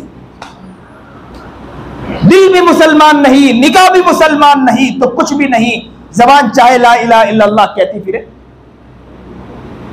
अल्लाह हमें सही समझ अता फरमाए, सही शौक अता फरमाए, सही जज्बा अता फरमाए। मैंने बात शुरू की थी दिल से कि इस दिल को बनाने की फिक्र करनी है, इस दिल की तरफ तवज्जो करना है। यह दिल बहुत गंदा हो चुका, इस दिल में बहुत से गुनाह आ चुके हैं। ये आंखें गुनाह करती हैं, गुनाह करने की वजह से दिल गंदा होता जा रहा है। जबान से अगर गुनाह होते हैं दिल गंदा होता चला जाता है। कान से गुनाह हो रहे हैं दिल गंदा होता चला जा रहा है। हाथ से गुनाह हो रहे हैं दिल गंदा होता चला जा रहा है। दिल के गंदे होने की वजह से इंसान अब जो भी काम करता है उसके काम जिस तरह होने चाहिए काम सही नहीं हो पाते और इंसान अपनी जिंदगी के एतबार से परेशान नजर आता और वह कहता है कि मौलाना मैं परेशान नजर आता हूं, मुश्किलात मुझे साथ नहीं देती हैं, मुश्किलात से मैं बाहर नहीं निकल पाता हूं, मुझे आसानियां मैसर नहीं हो पाती। आसानियां क्यों मैसर नहीं होती? इसलिए कि उसका दिल गंदा है, दिल के ऊपर हजारों गुनाह हैं। इंसान सही माने में अल्लाह से माफी मांगे, इंसान सही माने में अल्लाह से तौबा करे, अल्लाह से माफी मांगे, रोए, अल्लाह के सामने गिड़गिड़ाए तो याद रखे कि उस गिड़गिड़ाने की वजह से अल्लाह उसके दिल के गंदगियों को माफ कर देता है और दिल को साफ कर देता है, दिल को सफेद कर देता है, साफ और शफाफ कर देता है। जब दिल साफ और शफाफ हो जाता है तो उसे हर चीज नजर आती है। हाथ उठाएगा अल्लाह उसके दुआओं को कबूल कर लेता है। अल्लाह को उस बंदा बड़ा प्यार हो, अल्लाह को बंदा बड़ा प्यारा लगता है, अल्लाह के नजदीक वो बंदा बड़ा प्यारा होता है इसलिए कि उसका दिल साफ और शफाफ हो चुका है। और माफी मांगने वाला बंदा अल्लाह को बड़ा प्यारा लगता है। जो इंसान अल्लाह से माफी मांगता है अल्लाह को उस बंदे से अल्लाह को बंदा बड़ा प्यारा लगता है, बड़ा महबूब लगता है। इसीलिए कहते हैं, एक वाक्य को नकल करूं फिर अपनी बात को खत्म करता हूं। कहते हैं कि एक शख्स बड़ा मालदार था, उसका इंतकाल हुआ, माल और दौलत उसने छोड़ा। उसका एक नौजवान लड़का था, लड़का अय्याशी में पड़ गया क्योंकि माल बाप ने बहुत सारे छोड़े हैं। माल को देखकर वो अय्याशी में लग गया, जिंदगी अय्याशी में गुजार रहा था। उनकी वालिदा जो है ना हसन बसरी रहमतुल्लाह अलैह के मजलिस में आया करती थी, हसन बसरी की मजलिस में आकर बैठा करती थी। हजरत से कहा कि हजरत मेरे बेटे के लिए दुआ करें। हजरत ने दुआ भी की। उस नौजवान से बार बार मां कहती कि बेटा चलो हजरत के पास जाकर बैठते हैं, हजरत से दुआ लेते हैं, हजरत से दुआ की दरख्वास्त करते हैं, गुजारिश करते हैं। लेकिन क्या करें, बेटा अपने अय्याशियों में लगा, दोस्तों के साथ लगा, अवकाशों के साथ लगा, जिंदगी इसी तरह गुजार रहा। रकम के फेल थी, माल ज्यादा थे, कसरत से मालों को इस्तेमाल कर रहा था, रकमों को इस्तेमाल कर रहा, जिंदगी को ऐसे ही गुजारने लगा। फिर मां ने समझाया, हसन बसरी ने भी कई मरतबा समझाने की कोशिश की लेकिन उसके सर पर जू तक नहीं रहेगा। हसन बसरी रहमतुल्लाह अलैह ने यहां तक कह दिया कि हो सकता है कि इसके दिल पर महल लग गई हो, लेकिन मां मां हुआ करती है, मां की ममता हुआ करती है, मां का दिल तो मां का दिल हुआ करता है। बच्चा कैसा भी हो बेटा बेटा ही हुआ करता है, बच्चा कैसा भी गंदा हो मां के लिए तो बच्चा बच्चा ही हुआ करता है। मां का दिल तो टूट जाया करता है बच्चे के लिए, मां की ममता टूट जाया करती है, क्योंकि बच्चा है। कहते हैं कि बच्चे को फिर भी समझाने लगी कि बेटा समझ जा, लेकिन बच्चा समझने के लिए तैयार नहीं। शराब का आदी हो चुका। एक दिन ऐसा आया कि गुनाह करते करते, शराब पीते पीते बीमारी ऐसी लग गई कि बीमारी के अंदर डॉक्टरों ने कह दिया कि लामहलिक इलाज है, बीमारी है कि जिससे वो बच नहीं सकता, बचने की उम्मीद भी नहीं। जब उसे कहा गया बचने की उम्मीद भी नहीं, मां ने फिर समझाने की कोशिश की कि बेटा अब भी समझ जा, बेटा फिर भी समझने के लिए तैयार नहीं। यहां तक कि बीमारी बढ़ती चली गई। मां ने फिर कहा कि बेटे अब तू अपने बॉडी पर रहम खा, अपने जिस्म पर रहम खा ले, अब तो जाके माफी मांग ले अल्लाह से। बेटे को दिल में कुछ ख्याल आया। बेटे ने कहा अम्मी चलो मैं माफी मांगने के लिए तैयार हूं। तो मां ने कहा कि चलो हसन बसरी के पास चलते हैं। तो बेटे ने कहा अम्मी लेकिन हालत यह है कि मैं उठ नहीं सकता हूं, आप जाकर हसन बसरी हजरत से कहें, हजरत को लेकर आए। तो कहा कि अच्छी बात है। मां दौड़ती दौड़ती गई, हजरत का दरवाजा खिटखिटाया, मन तक्कल बाप। और हजरत ने कहा किसने दरवाजा खिटखिटाया? उसने कहा हजरत मैं आपकी शागिर्दा हूं, मेरे बेटे ने माफी मांगने के लिए तैयार हो गया है। हजरत चलिए मेरे बेटे से माफी मंगवा दीजिए ताकि मेरा बेटा माफी मांग ले। हजरत ने जैसे ये सुना तो कहा कि जिंदगी में उसने तौबा नहीं किया, माफी नहीं मांगा, अब क्या माफी मांगेगा? हजरत को सबक पढ़ाने का वक्त था। बेटे ने यह भी कहा था कि हजरत से यह भी कहिए कि हजरत मेरा इंतकाल हो जाए तो जनाजे की नमाज पढ़ा देना। तो हजरत उस मां ने कहा कि हजरत उसने यहां तक भी कहा कि अगर इंतकाल हो जाए तो जनाजे की नमाज पढ़ा देना। तो हजरत ने कहा कि जिसने पूरी जिंदगी नमाज ना पढ़ी हो मैं उसकी जनाजे की नमाज पढ़ाऊंगा, जाओ मैं जनाजे की मैं नमाज नहीं पढ़ाऊंगा। बस ये कहा। मां हुआ करती, रोते रोते आंखों से आंसू बह रहे थे, रोते रोते घर में दाखिल हुई। बेटे ने जैसे देखा कि मां रो रही है, मां का चेहरा झुका हुआ है, बेटे ने यूं सर उठाया और कहा मां क्यों रो रही हो? मां ने कहा कि बेटे क्या बतलाऊं, मैं तेरा हाल भी देखा नहीं जाता। मैं हसन बसरी के पास गई, हसन बसरी ने कहा मैं माफी नहीं मंगवाता, जिसने जिंदगी में कभी तौबा नहीं की आज क्या तौबा करेगा? मुझे सिर्फ परेशान करना चाहता है, ये क्या तौबा करेगा? बस उस बच्चे ने कहा कि अम्मी मसला ये है कि बस ये कि हजरत किसी तरह माफी मंगवा दे।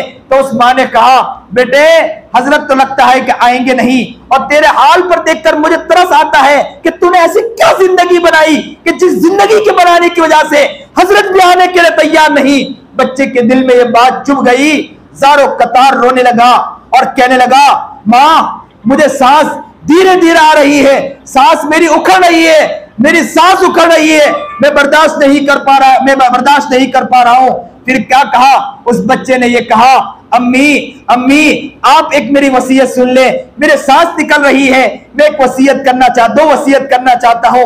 अम्मी जब मेरा इंतकाल हो जाए तो अपना रुपट्टा लेना, मेरे गले में बांध देना और सहन में चक्कर लगवा देना। मां ने कहा क्यों ऐसी बात है? तो कहा कि दुनिया वालों को बतला देना कि जो मां की बात नहीं सुनता, अल्लाह से माफी नहीं मांगता, उसका हाल तो यही होना चाहिए। फिर कहा अम्मी जब मेरा इंतकाल हो जाए तो इंतकाल के बाद जनाजे को कब्रिस्तान में दफन मत करना, बल्कि मेरे लाश को यही दफन कर देना। कहा कि क्यों ऐसी बात कह रहा? कहा अम्मी बात दरअसल ये है कि कब्रिस्तान में तुम दफन करोगे तो कब्रिस्तान में दफन करने की वजह से, मेरे गुनाहों की वजह से जो लोग दुनिया से जा चुके हैं उनको तकलीफ, कब्रिस्तान वालों को तकलीफ ना हो, इसलिए मेरी लाश को कब्रिस्तान में दफन मत करना, यही दफन कर देना। ये कह रहा था और दुनिया से चल बसा।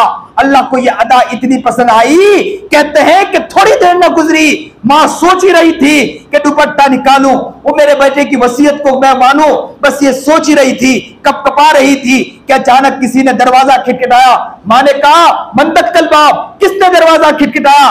कहा कि हसन बसरी, कहा कि हजरत आप तशरीफ लाए, क्या बात है? कहा कि मैंने आपको कहा, मैं घर में आराम करने के लिए जा रहा था कि मुझे ख्वाब में इल्हाम हुआ कि मेरे हसन, मेरा एक नेक वली बंदा, मेरे जनाजे की नमाज पढ़ाने के लिए कहा गया, तू वली बंदे की तू नमाज पढ़ाने के लिए तैयार नहीं, कहीं ऐसा ना हो कि मैं तेरी विलायत को छीन ना लूं। ये सुना, मैं दौड़ कर आया हूं, मेरे पर रहम खा लीजिए, मेरे से जनाजे की नमाज पढ़ा लीजिए। एक बंदा जब अल्लाह से माफी मांगता है, अल्लाह के सामने गिड़गिड़ाता है, पूरी जिंदगी गुनाहों में गुजारी, पूरी जिंदगी गफलत में गुजारी, पूरी जिंदगी अय्याशी में गुजारी, एक मर्तबा अल्लाह से ये बात निकल गई कि अल्लाह मुझे माफ कर दे, तो अल्लाह को ये अदा बहुत पसंद आती है। जब इंसान गुनाहों की वजह से अल्लाह के सामने गिड़गिड़ाता है, अल्लाह के सामने रोता है, अल्लाह के सामने मांगता है और गुनाहों के नादिम होकर अल्लाह से कहता है अल्लाह मुझे माफ कर दे, अल्लाह को ये अदा बहुत पसंद आती है। अल्लाह ऐसे बंदों के करीब आ जाता है और कहता है मेरे बंदे मांग तो सही, मैं देने वाला, मैं अता करने वाला हूं। अल्लाह हमें नेक बनाए, अल्लाह हमें मुत्तकी बनाए, अल्लाह हमें परहेजगार बनाए, सुन्नत और शरीयत पर चलने की तौफीक अता फरमाए। जो बात कही गई सुनी गई, अल्लाह अमल की तौफीक अता फरमाए। वाखिर दावाना अल्हम्दुलिल्लाहि रब्बिल आलमीन। जो बातें कही आपकी मोहब्बत में आया, मेरा गला भी काम नहीं कर रहा था, मैं भी गोली पिया, तकलीफ थी, मैं 2 दिन से मुस्तकिल बीमार था। अभी भी मैंने जितनी बात की, जो समझो कि गला काम नहीं कर रहा था, फिर भी मैंने बातें की। मैं अल्लाह से दुआ करता हूँ कि अल्लाह हमें सही माने में कबूल फरमा ले। जो भी बात कही गई अल्लाह ताला उस पर अमल करने की तौफीक अता फरमाए, अमल करने की।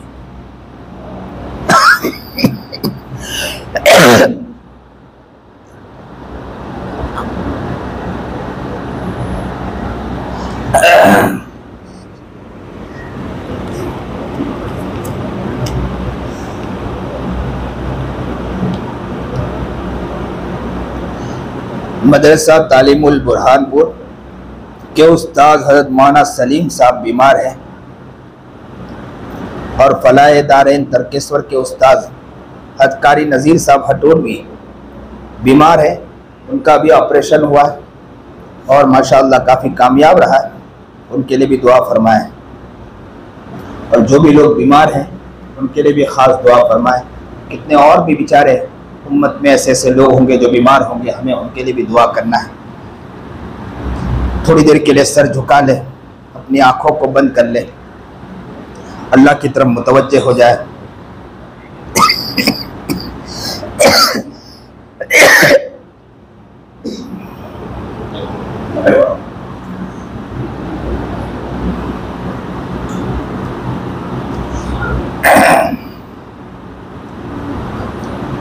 अपने दिल की तरफ तवज्जो करें। हम बहुत बड़े गुनहगार हैं, पापी हैं, मुजरिम हैं। इंसान जब अपने दिल की तरफ देखता है तो उसे अपने असल गुनाह नजर आने लगते हैं।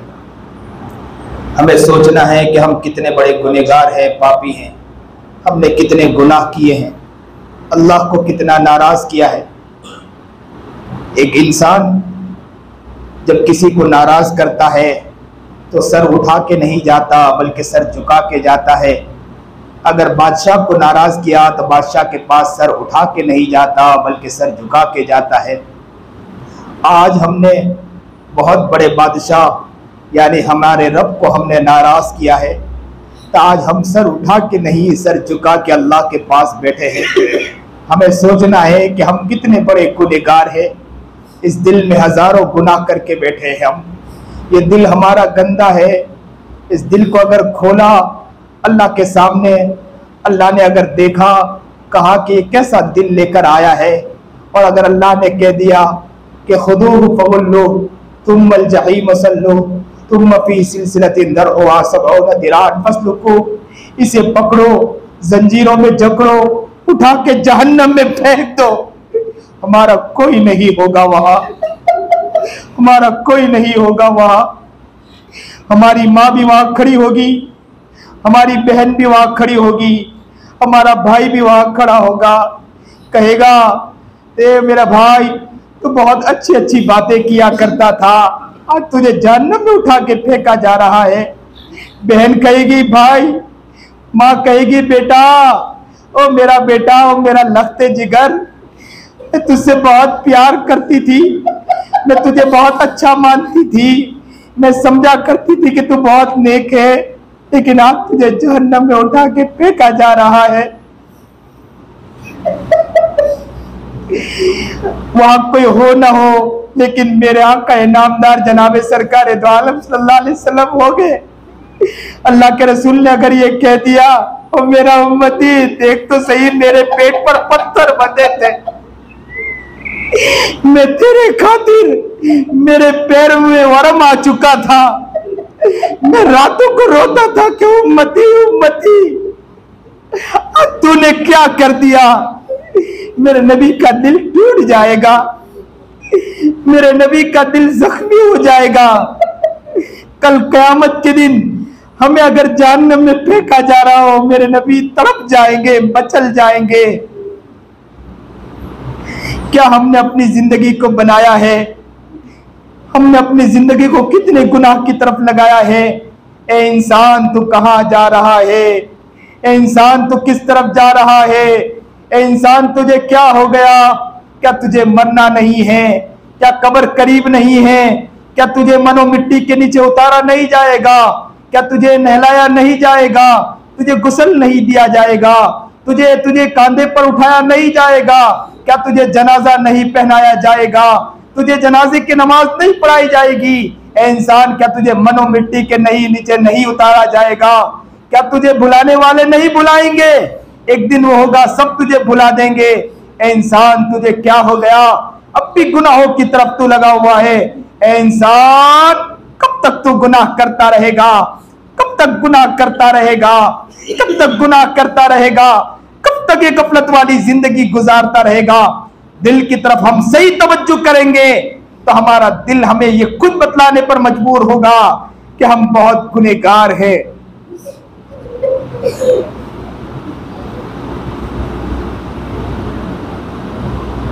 किससे मांगे, कहां जाए, किससे कहे, और दुनिया में हाजत रवा कौन है?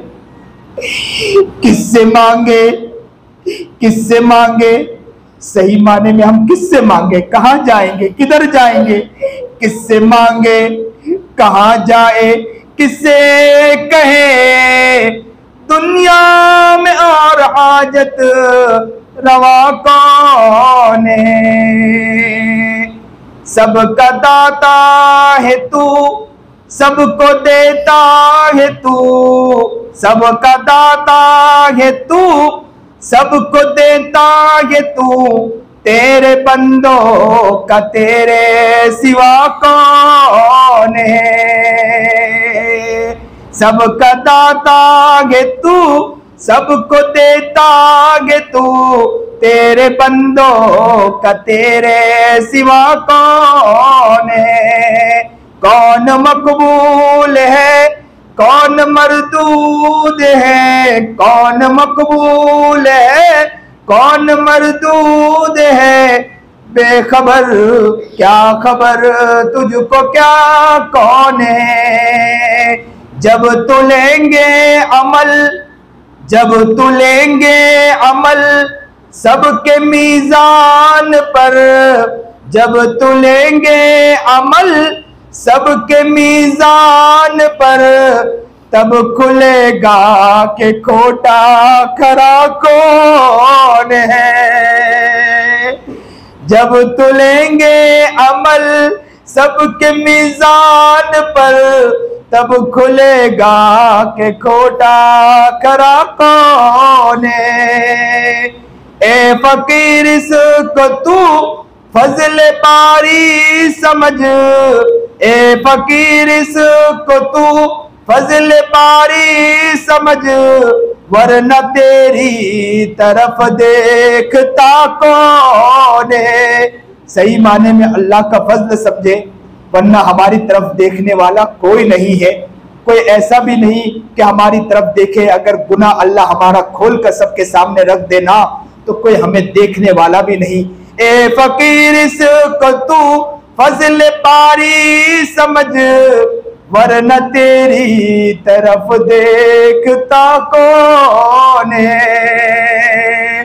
किससे मांगे कहाँ जाए किससे कहें और दुनिया में हाजत रवा कौन है।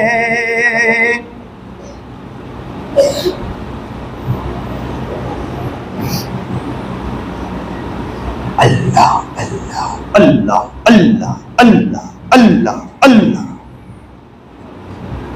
अपने हाथों को उठा ले, अल्लाह के सामने आज गिड़ा के अपने सारे गम को रख दे, अल्लाह के सामने अपनी पूरी दास्तान को रख दे और आज अल्लाह के सामने माफी मांग ले। अल्लाह से गिड़ा के माफी मांगे, अल्लाह के सामने अपनी पूरी दास्तान रख दे, अपनी पूरी गम को रख दे, अपनी बीमारियों को रख दे, अल्लाह के सामने अपने मर्ज को रख दे। जो भी गंदगी अल्लाह के सामने रखकर अल्लाह से आज टूट कर माफी मांगे। रोना ना आए तो रोने वाली आवाज बनाए। अल्लाह को ये अदा भी बहुत पसंद आती हैं, बंदे का रोना भी अल्लाह को बहुत पसंद आता है। सुभान रब्बियल अलिय्यिल आलल वहाब, अल्हम्दुलिल्लाहि रब्बिल आलमीन, अल्लाहुम्मा सल्लि अला सय्यिदिना मुहम्मद व अला आलि सय्यिदिना मुहम्मद व बारिक व सल्लिम। ला इलाहा इल्ला अंत सुब्हानका इन्नी कुन्तु मिनज़ ज़ालिमीन। अल्लाहुम्मा इन्नका मलीकुम मुक़्तदिर व मा तशाअ मिन अमरी यकून। अल्लाहुम्मा रब्बना अल्लाहुम्मा रब्बना अल्लाहुम्मा रब्बना अल्लाहुम्मा रब्बना अल्लाहुम्मा रब्बना अल्लाहुम्मा रब्बना अल्लाहुम्मा रब्बना ज़लमना अनफुसना ज़लमना अनफुसना ज़लमना अनफुसना ज़लमना अनफुसना व इन लम तग़फिर लना व तरहमना लनकूनन्ना मिनल खासिरीन। अल्लाहुम्मा रब्बिरहम्हुमा कमा रब्बयानी सगीरा। प्यारे अल्लाह, प्यारे अल्लाह, प्यारे अल्लाह, बड़े गुनहगार है, बड़े गुनहगार है, बड़े खतावार मौला, बहुत गुनाह किया मौला, बहुत गुनाह किया मौला। कहाँ जाए, किधर जाए, किसको कहे मौला। कोई हमारा नहीं है मौला, कोई हमारा नहीं है मौला। मौला आज आपको मनाने आए मौला, ये पूरा मजमा आपके सामने बैठा है मौला, ये आपको मनाने आया है मौला। एक नजर डाल दे मौला, मौला एक नजर डाल दे मौला, देख तो सही मौला, ये गिड़गिड़ा रहे मौला, ये बिलबिला रहे मौला, ये तड़प रहे मौला। इनके आंखों के आंसुओं की लाज रख ले आज मौला, इनके आंखों के आंसुओं की लाज रख ले मौला। आज हमें माफ कर दीजिए मौला, ए अल्लाह आज हमें माफ कर दीजिए मौला। अल्लाह कहाँ जाएंगे मौला, किधर जाएंगे मौला, किसको कहेंगे मौला, कोई हमारा नहीं है मौला।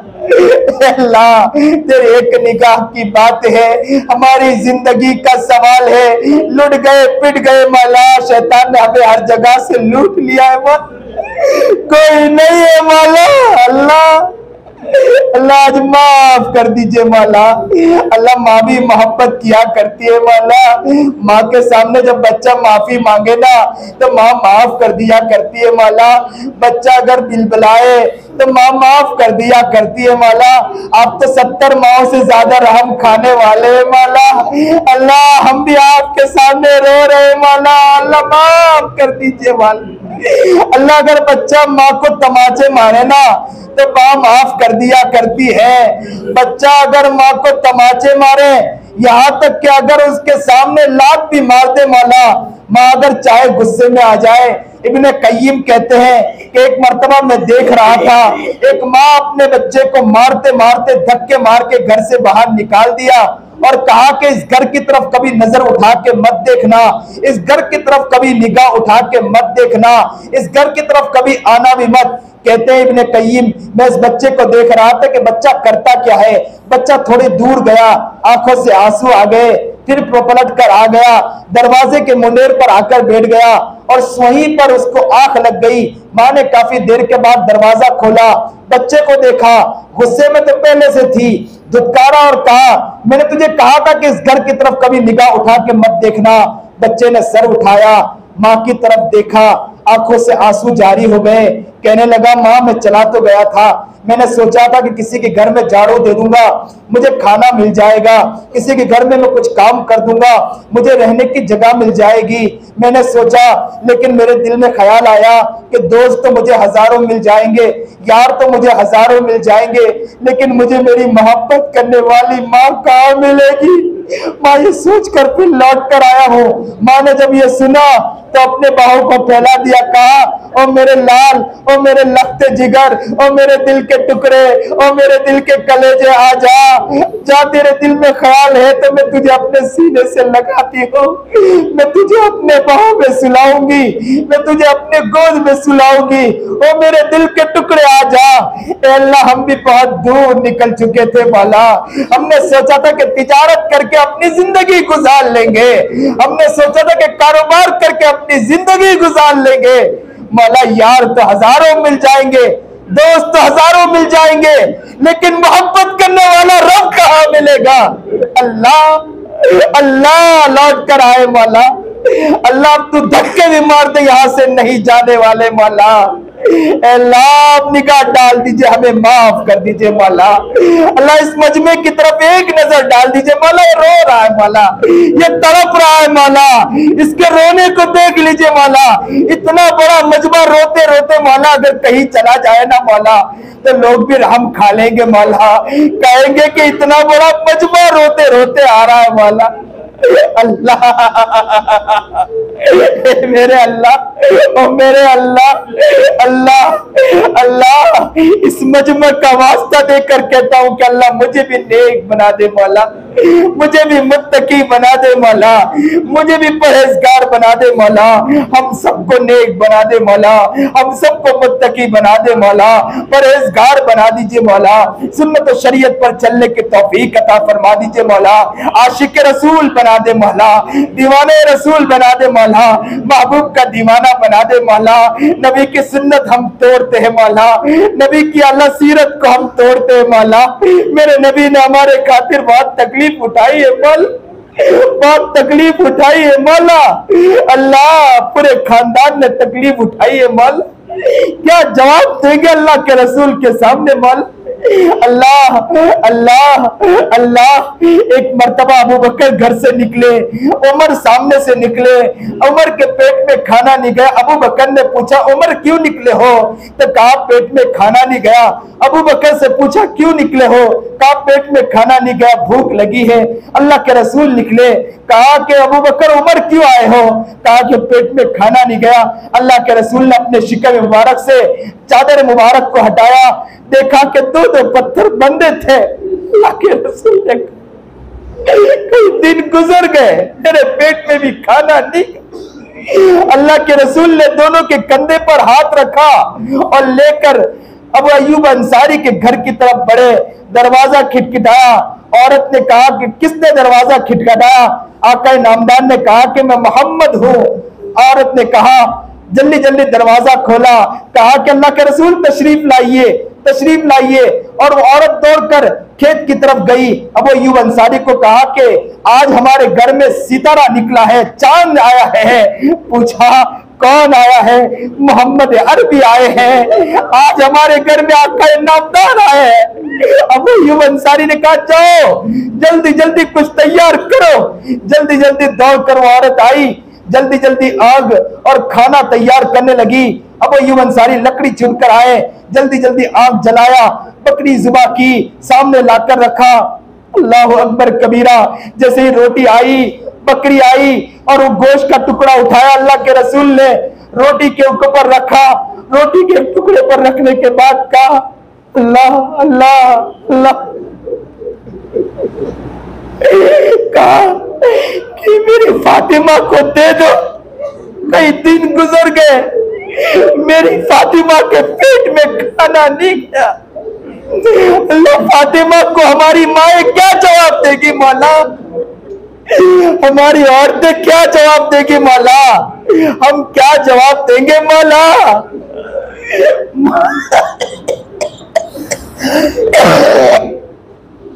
ए अल्लाह, अल्लाह अल्लाह में नबी का आशिक बना दे मौला, नबी का दीवाना बना दे मौला। दुनिया अपनी मेहनत करे करती रहे, हमें नबी के दीवानगी से न हटाना मौला, नबी के इश्क से न हटाना मौला, नबी के प्यार से न हटाना मौला, नबी की मोहब्बत से न हटाना मौला, नबी के इश्क से हमें न हटाना मौला। हमें नबी सब के सुन्नत पर चलने की तौफीक अता फरमा दे मौला। ए अल्लाह, हम नबी अलैहिस्सलाम को अपने ख्वाब में देखना चाहते हैं मौला, हमें नबी की ज़ियारत फरमा दीजिए मौला, नबी की ज़ियारत करवा दीजिए मौला, नबी की ज़ियारत करवा दीजिए मौला। ए अल्लाह, अल्लाह मुहस्सो के बारे में सुना कि वो मक्कतुल मुकर्रमा की तरफ जा रहे हैं मौला, वो काबतुल्लाह को देखते होंगे मौला, वो काबतुल्लाह से चिमटते होंगे मौला, कभी काबतुल्लाह के गिलाफ को पकड़ते होंगे मौला, कभी अल्लाह वहां की जमीन को चूमते होंगे मौला। मौला, हमें भी तो काबतुल्लाह को देखना है ना मौला, मौला वहां के गिलाफ को हमें भी देखना है मौला, वहां की जमीन को हमें भी देखना है मौला। अल्लाह अल्लाह, ये आँख कब कबूल होगी कि हम काबतुल्लाह की ज़ियारत करें अल्लाह, ये होठ कब कबूल होगे कि हम काबतुल्लाह को बोसा दे मौला।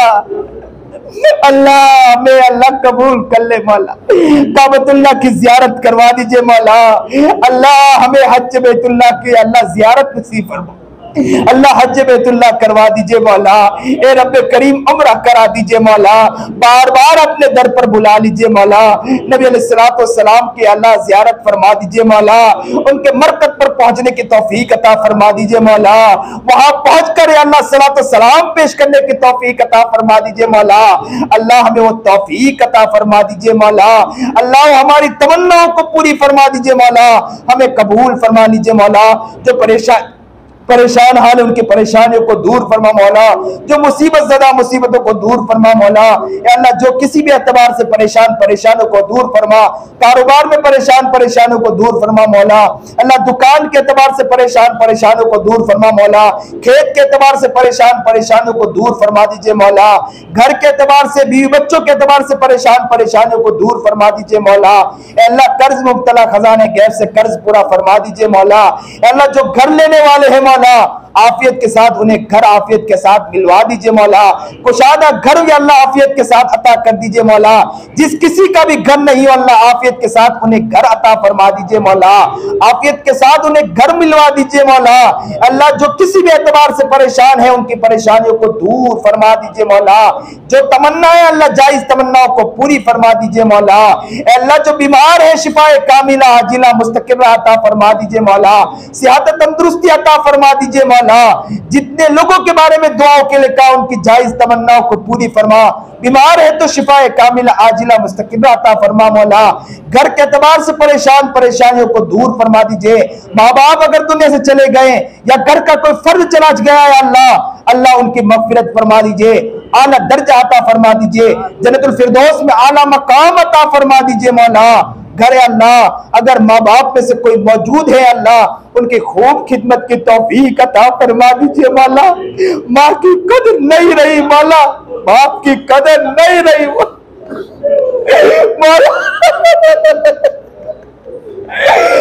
माँ बाप जब चले जाते हैं तो फिर दिल टूटता है मौला। एक बच्चे के सामने मैं जब अपनी दरसगाह में नसीहत कर रहा था, एक बच्चा ज़ारो कतार रोने लगा।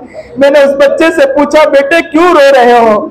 उस बच्चे ने आगे बढ़कर कहा, मौलाना मेरी माँ भी नहीं, मेरा बाप भी नहीं, काश के मेरी माँ होती, मेरा बाप होता, मैं उसका पैर धोता, पानी पी लेता। आज माँ होती, हम उसकी इज्जत की धज्जियां उड़ाते हैं मौला। बाप होते उसकी इज्जत की धज्जियां, माँ बाप की कदर की तौफीक अता फरमा दे मौला। अगर वो चले गए तो इसाले सवाब की तौफीक अता फरमा, खूब पढ़ने की तौफीक अता फरमा दीजिए मौला। अल्लाह, हमारी दुआओं को माज़ अपने फज़्ल करम से बाफियत सारी दुआओं को कबूल फरमा लीजिए मौला। अल्लाह, जो भी रिस्क के एतबार से परेशानियों को दूर फरमा मौला। अल्लाह, कितने लोग यहाँ खा कर बैठे या खाने अभी घर जाएंगे, कितने कितने घर वो होंगे जो अभी खाना मयसर न होगा मौला। अल्लाह घर में भूखे होंगे मौला, उनके रिस्क के आसान सबील पैदा कर दीजिए मौला। अल्लाह घर में बच्चा होगा, माँ को पुकारता होगा, अम्मी अप्पू कब आएंगे, खाना लेकर आएंगे। बाप आता होगा, माँ से औरत से कहता होगा बच्चे को बहला फुसला के सुला दे, बच्चे को वो सुला देती होगी। शौहर घर में दाखिल होता होगा और रात को सोता होगा, जल्दी सुबह उठता होगा कि बच्चे उठ ना जाए। उठने के बाद बच्चे के पेशानी को चूमता होगा और कहता होगा बेटा मैं तेरा कैसा मनहूस बाप हूं कि मैं तेरे लिए कुछ कर नहीं सकता। अल्लाह कितने घर अभी भी भूखे होंगे। हम तो अच्छे अच्छे खानों की गिजाओं के पीछे पड़े मौला, लाड़ियों के ऊपर या अल्लाह हम चटखनियों के पीछे पड़े मौला। हमारी जबान अच्छी अच्छी गिजाओं के पीछे पड़ी है मौला, लेकिन कितने मर रहे मौला, हमें इसकी कोई फिक्र नहीं मौला। हमारे पास कुछ ना हो तो हमें रोने वाला बना दीजिए मौला। अल्लाह हालात भी इतने संगीन होते जा रहे मौला, कभी किसी की माँ को मारा जा रहा, किसी बाप बेटे को मारा जा रहा मौला। या अल्लाह बेटे के सामने माँ को मार दिया गया मौला, उसके से अल्लाह जिना किया गया और उसी बच्चे के सामने माँ को कत्ल कर दिया गया। बच्चा रोता रहा कि मेरी माँ को छोड़ दे, लेकिन कोई ऐसा जालिम जिसके दिल में रहम तक नहीं आया कि उसे छोड़ दे और उसके सामने जिना करके कत्ल कर देता। बेटा रोते रोते थक गया, लेकिन कोई बचाने वाला नहीं मौला। और हमारा दिल भी ऐसा अल्लाह मर चुका है कि हम दुआ भी कहीं भी नहीं मांगते मौला। अल्लाह हमें रातों को उनके लिए रोने वाला बना दे मौला, उनके लिए तड़पने वाला बना दे मौला। हमारा दिल ऐसा कैसा पत्थर दिल हो गया मौला कि हम लोगों के लिए रो नहीं पाते मौला। अल्लाह तड़पने मचलने वाला बना दीजिए मौला, हमारी जिंदगी को प्यारी जिंदगी बना दीजिए मौला। जो दुआ मांगी न मांगी मांगने से लगे कि सब दुआओं को कबूल फरमा ले। महज बाफिज अपने फजल करम से बाफियत सारी दुआओं को अपनी रजामंदी खुशनुदी के साथ कबूल फरमा लीजिए। वसल्लल्लाहु ताला वसल्लल्लाहु ताला वसल्लल्लाहु ताला वसल्लल्लाहु ताला वसल्लल्लाहु ताला अला खैरि खल्क़ि मुहम्मद व आलिहि व सहबिहि अजमाइन बिरहमतिक।